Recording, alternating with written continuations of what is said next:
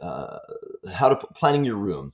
Um, this is a great point, and obviously, when you go into a space and you want to make sure that you're planning around your existing architectural limitations, let's call it, your walls, your windows, your doors. You might, in some places in the country, you might have situations like your heat registers, um, radiators if it's an really old building, soffits. Things of that nature. So make sure that you're very well aware of those. You mark those very clearly when you're planning out the space. And the second thing she talks about is doors and clearances. Definitely an important part of the planning part of the process. If you're going to put a door in or deal with a door, I will suggest that a 36-inch door accessing to the space makes it much more flexible if you have to pull bigger items in, such as your refrigerator, in and out of that particular door. 32-inch can be pretty snug and give you some limitations, but it is minimum, as she points out, especially when it comes to ADA compliance for handicap or wheelchair accessibility. If you're standing in front of your refrigerator or stove, walkways should at least be 42 inches wide for one cook or 48 inches for multiple cooks. Just to emphasize the point she makes about the walkway spaces. Now, the National Kitchen and Bath Association, the NKBA, where I got certified through, these are the guidelines that they give as well. There are a couple of considerations I might suggest. When you do a walkway space, such as she says in there, a minimum of 42 inches for a walkway space when there's one user in the kitchen. One thing to consider is if you have an apron front sink, or if you have a range top, or a refrigerator in that walkway space that sticks out past that space, then that does interfere with the nice flow of that space. So take those into consideration as you're making those plans.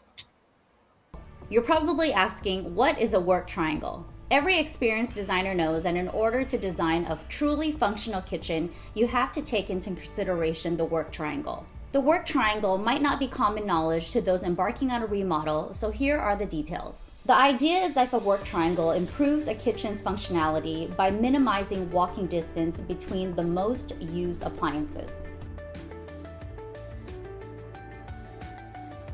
For comfort and safety, the sum of the three distances should be no more than 27 feet, and each stretch of the triangle should measure between 4 and 9 feet, no matter the size of the kitchen. If 2 or more people cook at the same time, plan triangles for each cook. These triangles might share one leg, meaning they are located right next to each other, but they should not cross each other. Poor design workflow can be very impractical to a functional kitchen when these are the three main features that you use daily. Maybe the refrigerator is on one end of the kitchen, the sink on another, and the stovetop is so far away that you're making loops around your kitchen just to cook a simple meal. The work triangle in this case is going from the middle of the range to the sink. That actually would go to the front of the middle of the sink, basically where you're standing. So instead of having it in the middle of the cabinet, kind of like it's rendered here, the reason why is, can you imagine if you're standing there, it's a really short distance to flip around if you only have, say, 3 feet or 3.5 feet. Same with the work triangle at the storage, your cold storage, the refrigerator.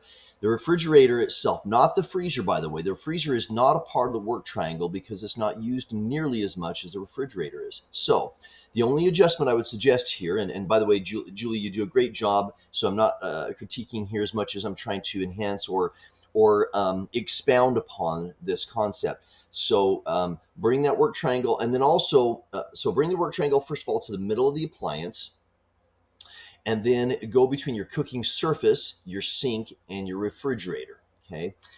The other part is make sure that your work triangle does not have to go through more than 12 inches of an obstacle to get to something else. Naturally, because if I'm running and if I'm preparing a meal in a kitchen, I want to be able to do so without having to have a lot of obstacles in my way. So that's one of the reasons you don't want to put, say, have an island and then have the sink on the other side of that island from, say, the range, because it's just not that convenient.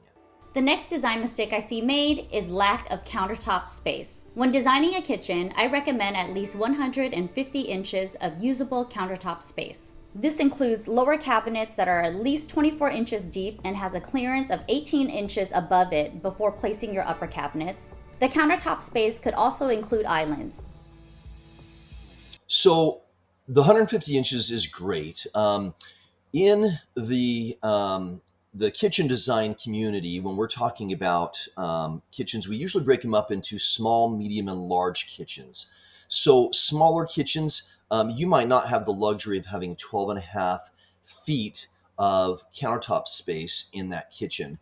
Whereas in a large kitchen, that should be very easily accomplished because of the size of the kitchen. So just keep that in mind. If you have a smaller kitchen, you might only be able to get away with maybe 5 feet or 6 feet of countertop space, especially if you have a single wall kitchen in, say, a casita or a studio apartment, something like that. So just keep those factors in mind. But yes, countertop space, preparation space, work areas, landing spaces, such an important part of the kitchen planning. Another common mistake is forgetting to ventilate your appliances. An outdoor ventilation system is crucial in any workhorse type of kitchen. The last thing you want to do is plan this beautiful kitchen and then all of a sudden every time you cook, all those smells linger in the air and you can't get them out of the house. This is especially true for Asian households because you know that a fish sauce can linger for days. Plus, excess moisture can also lead to mold. So make sure you plan for a hood with an extractor fan with an exhaust rate of 100 cubic feet of air per minute. This design will help you avoid stale odors hanging in the air. I prefer ducted extractor range hoods. These carry airborne particles outside versus microwave hood combos with a ductless design that recirculate the air through a carbon filter. I find that they never remove all the cooking smells that well. But whatever you choose, make sure that you install the hood at least 30 inches above the cooktop or per your manufacturer's instructions. Julie, thank you for taking some time about ventilation. And folks, I highly encourage you to put some good thought into your ventilation. If you can get that and vent it outside and not just recirculate it, that is by far the better way. It's more healthy and way more functional. She's addressing the smell and the moisture, but I'm going to add a couple of other things to consider as well. You also have heat that's produced when you're cooking. That vent will help to adjust or even out so that you're not producing another heat source in your home that is hard to accommodate for. The other thing is smoke. You want the smoke out of your house. You want the detectors going off. You don't want things to smell like smoke in your house. And so, and then there's one other, she's probably going to mention this, is about the quietness. So first of all, she mentions 150 cubic feet per minute.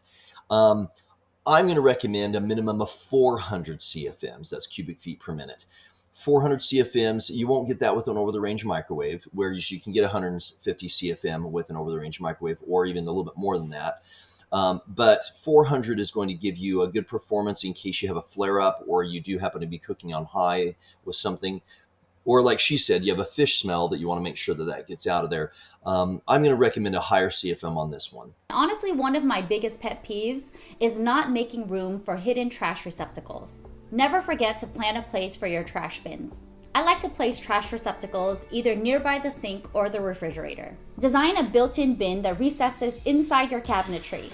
This keeps the smelly trash inside the cabinets and it takes up way less floor space than a freestanding trash bin. I designed my own trash receptacle with a double bin, one for general waste and one for recycling. It's the smelly trash inside the cabinets and it takes up way less floor space than a freestanding trash bin. Yeah, I like the double bin as well. It's also nice that when you get one full, you still have something to put trash in without having to take out the first trash can regardless. If you have the preference and the resources for the recycling part, then absolutely a great idea. I will oftentimes find that it's really functional to have your dishwasher on one side of the sink and your pull-out trash on the other. That way you can accomplish a lot without having to work around the other space while you're cleaning things up. Listen, I just encourage you to go watch this video thoroughly. As I edit things, some of this will be taken out. But also, she's got a bunch of other videos that are really helpful. And she makes some really powerful points here that are will save you a lot of mistakes and headaches in the end. Almost always when you hire a designer, it will make the project go much smoother than if you try to do it on your own. If, however, you've had plenty of experience doing projects like this, then great, go for it. Maybe you can take a few tips or highlights or hints from these videos to help you with your project to make it even a little better than the last one that you did. But either way, it's always good to seek out expert tips and advice, if not hire those. So hopefully you like what I'm doing with this video as well, and you'll go watch more of these with Julie. Thank you so much.